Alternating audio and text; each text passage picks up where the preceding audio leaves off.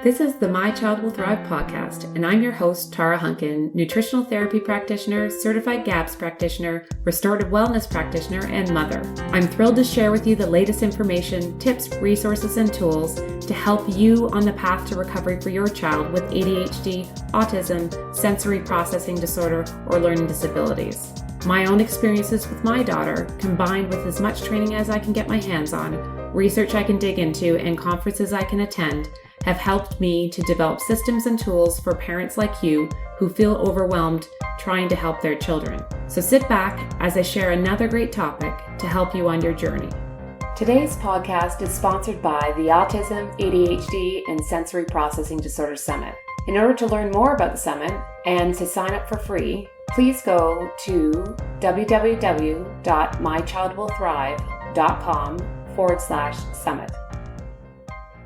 Welcome back to the My Child Will Thrive podcast.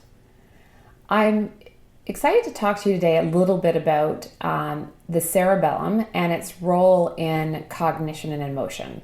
And this is important for all of us because when we're looking at what the foundational things we need to work out with our kids, we want to look at both, obviously, the biochemical and nutritional aspects that our children need support in, but we also want to look at what kind of neuro rehab or how we can leverage the brain's positive neuroplasticity to help correct their function.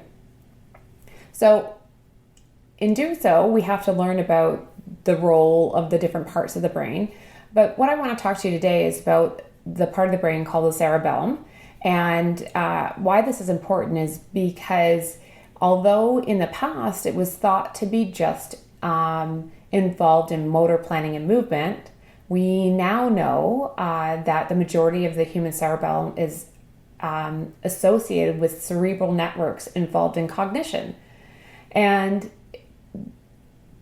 this is really important finding because what we can learn from this is how we can work with our children to not just rewire the brain for better movement, which can include a number of different things which we'll talk about, but also by doing that rehab, you're also going to help them better regulate their cognition, so their thinking, their processing, and also their ability to manage their emotions, which many of our children have challenges with. So what we're finding is that this part of the brain and engaging this part of the brain in some kind of neuro rehab is important to all of these different areas. So it's one of those things where you get many effects in many different areas of your child's function by working on one particular area of the brain. So let's talk about that a little bit more. Why, in the past, as I said, the evidence was that the cerebellum was really just about movement and motion control. So as I mentioned, there's increasing recognition that the cerebellum contributes to cognitive processing and emotional control in addition to its role in motor coordination. And this was determined through a number of different ways, but studies typically clinically seeing patients, not necessarily children, but patients that had lesions, so damage to the different parts of the cerebellum, and how that impacted their overall function. So the expectation is always that it's going to impact their motor function and planning, but what they ended up seeing was that it was also characterized by impairments in things like executive function, which includes planning and verbal fluency and abstract reasoning and working memory. And this may sound familiar to you and your children in terms of their symptoms. Spatial cognition, so visual spatial organization and memory. Again, linguistic processing, so again, language, ability to process language. And so from these lesions and seeing clinically how it was impacting these patients, we started to begin to understand that there may be more to the cerebellum than just motor planning and control. Now, in those same patients, you did see motor planning and control challenges. There are also other studies beyond just those examples from the clinical observations that show that the cerebellum is also involved in sensory perception, and then it also has indirect control over the autonomic and emotional function. And so again, we see that it has more than just motor planning impacts. So let's just talk about what the cerebellum actually is. So descriptively, in a very basic terms, it's a part of the brain that's found at the back and the bottom of the brain behind the brainstem. And from what we now know, it's involved in coordinating movement, maintaining balance, controlling eye movements, motor learning, which requires the type of thing that requires active practice, like learning to ride a bike, and also cognition and emotion. More specifically, the cerebellum is the coordinator of all the inputs from other parts of the brain, and in particular, typically the motor inputs. And many of the functions that it's involved in are the ones that are learned through repetition, as I mentioned before, and then they become ultimately carried out subconsciously or automatically, like learning to walk or learning to run. Once you've learned to walk, you don't have to think about how you walk, you just walk. And same thing with running. But we've also seen that in PET scans that there's a higher levels to the cerebellum that are involved in other types of learning that are also practiced, such as these are typically motor related skills, such as learning to play a musical instrument. But it also could be in cognitive skills, such as sequencing tasks, such as learning the days of the week or the times tables.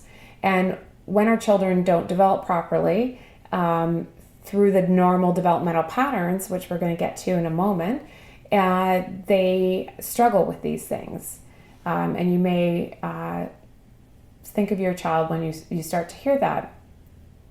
So in a nutshell, the cerebellum helps the cortex lay down and refine the sensory motor aspects of skills so that they become automatic, and in order to free the cortex up to address higher level cognitive functions in the future. So that's part of the role of the cerebellum as well. Now, what does this all mean? So if your child has challenges that in these particular areas that we've been discussing, a neural rehab program where it engages the cerebellum can then have this downstream trickling effect on all these different skills that they're having challenges with.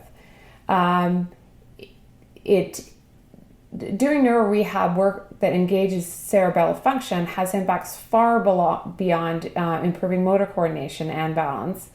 And by doing that, you can leverage the power of positive plasticity, which is what I talked about in the beginning, in the brain, to retrain the cerebellum to function appropriately. And that can then directly impact the function of the brain, the movement, in movement, cognition, speech, and emotions, which are so many of the things that our children struggle with. So what is neural rehab? It can mean a lot of different things, but because the cerebellum's involvement is tied to the postural reflexes, which are the reflexes that are replaced by the primitive reflexes once they're properly integrated. Primitive reflex integration is something that you're going to look at right away. Because if those primitive reflexes, which we've talked about in the past, and I'll link in the show notes previous articles and our cheat sheet, which is in our free resource library, there's a cheat sheet of all the different types of primitive reflexes that your child may have retained. And just quickly, for those of you who aren't familiar, primitive reflexes are ones that we're born with, and they're survival reflexes that our children have when they're born. And over the course of, depending on the reflex, it could be up to 18 months, but typically by 18 months, most of these primitive reflexes are what they call integrated. and they've been moved on because the child doesn't need that reflex anymore as a part of their survival mechanism. So as I mentioned before, once the primitive reflexes are integrated, they are replaced by postural reflexes from a developmental standpoint. Without those postural reflexes, the cerebellum does not develop appropriately, and then the children start to have impacts from that. So primitive reflexes, in terms of assessing them and doing some primitive reflex integration, would be the first type of either movement therapy or other therapy, neurorehab therapy, that you'd want to try with your child to start the process of impacting cerebellum function and moving from there. Because the cerebellum is also involved in eye movement, often your practitioner will recommend some type of vision therapy in order to do that rehab for cerebellum function. And then there are many other large motor movement complex different things that you can do with your child to, again, engage a number of different sensory systems that are also affected by cerebellum function and are inputs to the cerebellum. So they can be very complex or simple movements that your child does in order to work that part of the brain and, again, strengthen it, and then in turn improve that function and all the other downstream functions from there. One of the reasons why I wanted to talk to you about this today is because I'm really excited to have Dr. Peter Schreier is returning to the summit this year, and he's going to talk to you about the cerebellum's role in cognition in much greater depth than I have today, and with a great skill and precision. Dr. Schreier is a functional neurologist, and he specializes in working with kids like ours. And he has been trained by Dr. Malillo, and has in the hemispheric model of rehab as well. And he is going to talk to us about how to put one of these neurorehab programs in place for our children. And in particular, he has a lot of tips and tricks for working with teenagers as well. He's worked with young children right through the teenage years, so he has perspectives for both.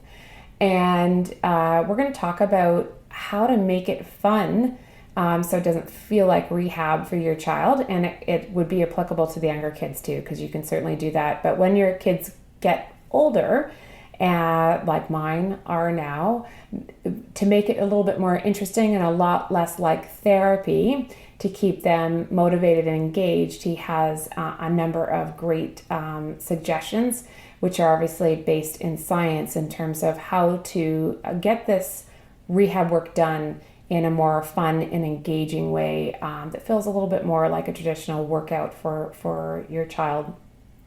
And it's something you can do with them as well.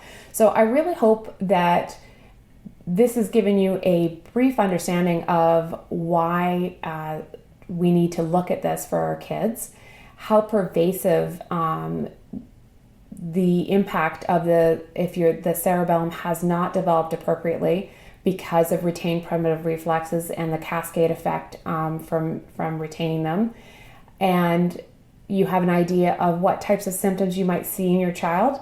So things like poor handwriting and balance and movement issues, coordination, anything sequencing and timing is tied to cerebellum function. You are also going to obviously see challenges in regulating their emotions.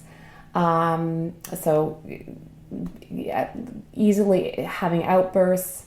You're also going to see them having difficulty with rote skills sometimes. So learning the basics in math and things like days of the week and months of the year earlier on.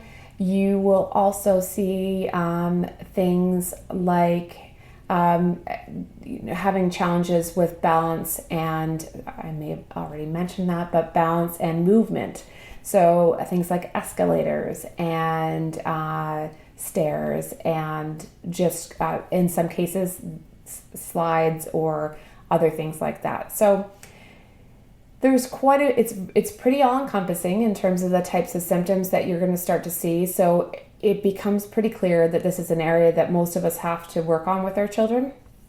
And I really encourage you to join me and Dr. Skyer watching the summit. You can go to www.mychildwillthrive.com/summit and sign up for free. It's going to, I'm really excited. It will be airing in June of 2018, and we would love for you to join us and learn more there.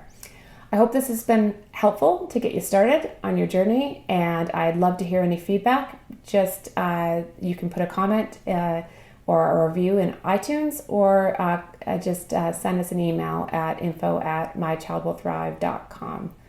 I look forward to seeing you soon. Bye for now.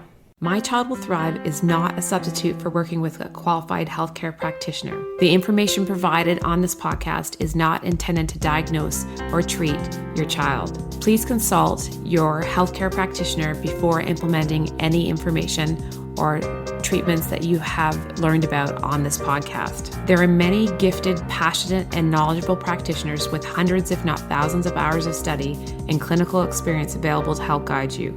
Part of our goal is to give you the knowledge and tools you'll need to effectively advocate for your child so that you don't blindly implement each new treatment that comes along. No one knows your child better than you. No one knows your child's history like you do or can better judge what is normal or abnormal for your child. The greatest success in recovery comes from the parent being informed and asking the right questions and making the best decisions for their child in coordination with a team of qualified practitioners in different areas of specialty. That's a wrap. Thanks for joining me this week on the My Child Will Thrive podcast. I want to share with you the free tools I've created to help you on your journey. So head to mychildwillthrive.com/library to get free access now.